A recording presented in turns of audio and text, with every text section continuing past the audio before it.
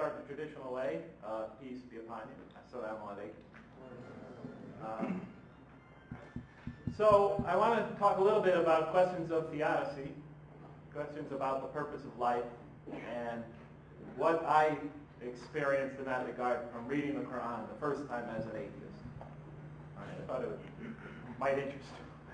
And but in order to talk about that, by the way, my wife always says I should outline my talks before starting because I have a tendency to lose my audiences. So I thought I'd start by describing why I was an atheist, because most people have a horrendous misunderstanding of atheism. And a lot of people think it's just motivated by hedonism or greed, hedonism or arrogance or things like that. I think it's deeper than that very often. And so I would like to explain why I think I became an atheist, and then I'd like to talk to you about what I felt the Quran has to say about the existence of man and humanity and our purpose. And I thought I'd present that against the backdrop of my first reading of the Quran. Does that make sense? Okay. Sorry, I keep saying it does not make sense, but I teach mathematics. All right. Well, let's see. Well, how should I begin? I guess I'll begin with my mom. In homage to my mom, I like to say that she certainly wasn't the reason why I became an atheist. My mom was the most beautiful person.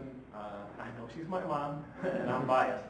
But seriously, she was one of the most beautiful people I've ever known, if I try to think about that objectively. She was a very devout Roman Catholic. She was not the type to live her religion on her sleeve, though. She wasn't the type to try to push her faith or her religion on anyone else. But she just lived it day by day in her daily life, through her actions. She was the most giving and charitable person I've ever known, and never asked for any recognition in return. Really, she never really got it, never really wanted it. She used to work at 3030 Park Avenue in Bridgeport, Connecticut, in a ward for the terminally ill. She was a head nurse on that ward.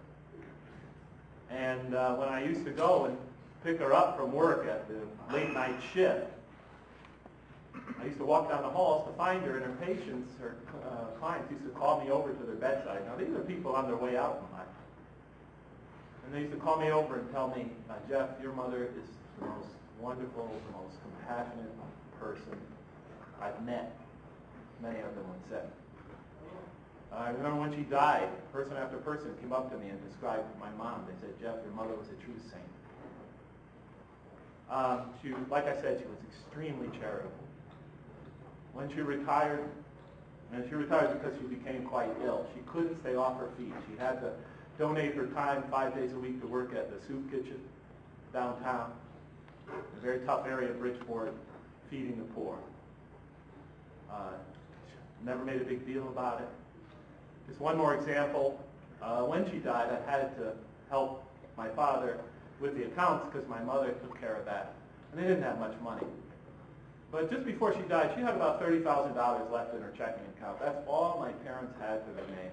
They had to sell their house because the medical bills were driving them to ruin, financial ruin. So they had to sell their house. And hopefully they were going to use some of that money. But in their bank account, they had $30,000 to her name when she died.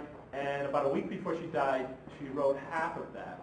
A check out for half of that to the soup kitchen. And she had no idea that she was going to die suddenly of a heart attack 1 week later. To write out half of all you had in a charitable donation, I think really says something about a person's religiosity. Not just religiosity, but human kindness. But in any case, of course, as her son, that's not what I remember most about my mom. What I remember most about my mom is how hard she worked to give my 4 brothers and I, we had no sisters, how hard she worked to give my 4 brothers and I as normal and as balanced and as happy a life as she could provide us. And that was despite the handicap that we had acquired. And the handicap that we had acquired, I'm sad to say, and you probably already guessed it, was my dad, was my father. I don't know what it was with my father. Can you hear me all right? But my father was an extremely volatile man. He was one of the most violent people I've ever met.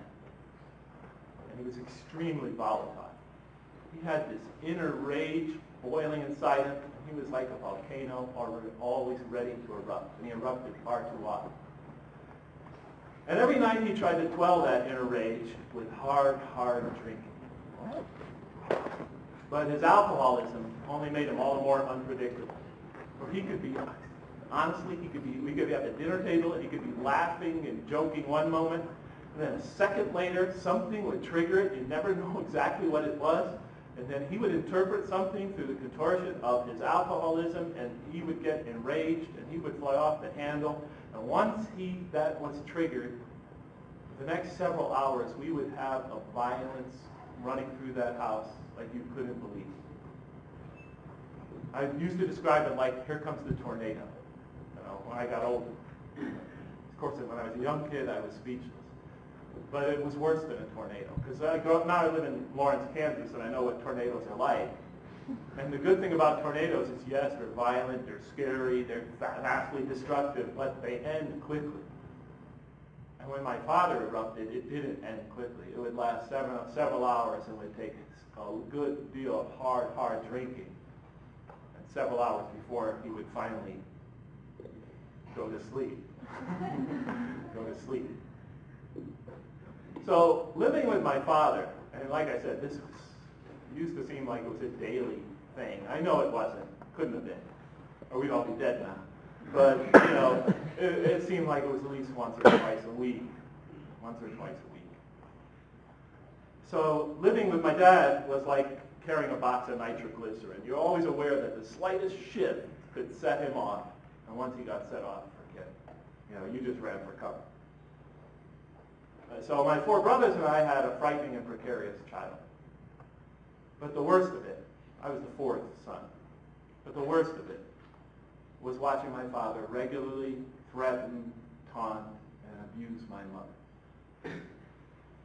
It's really not so bad when you're a child and you are the young boy, and you are the target of your father's violence. It really isn't. You're too young to even comprehend what's going on. And at the moment of attack, you just want to get out of there. You're just trying to escape. You're not thinking about the psychological and emotional repercussions and after effects. You're just trying to save your hide. And when it's finally over, you might even excuse the onslaught. You think maybe you deserved it. If not for something you did this time, then maybe for something you did in the past and you felt you got away with it. Sometimes you could rationalize it, pass it on. Maybe the next day's nice to you. Tend to be very forgiving, at least in the early days. But the terror of watching your father go after your mother is an entirely different level of fear. Because she's the only source of warmth and kindness, of softness, of love and compassion that you know. And your already violent and chaotic existence. And you know, if he takes that away, you're left with nothing. But far worse than the fear is the guilt. It's the guilt that overwhelms you, and it comes from several directions. First of all, there's the guilt you feel for this antipathy that is growing in you towards your father. And you try to stop it. It just keeps on getting bigger and bigger and bigger, becoming more and more a part of you. Because we're taught to love and respect our fathers. Especially, in Catholic school, I was taught that every day. You're taught to love and respect your parents, especially your father.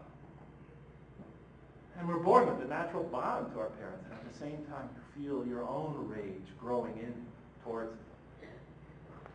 And then, of course, there's the guilt that comes from knowing that at any night you might be the cause of this night's violence.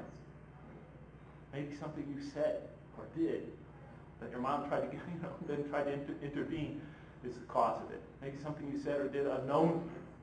You never really know quite what it is. Maybe just his dislike of you was the cause of an argument between your mom and him, and then it got out of control.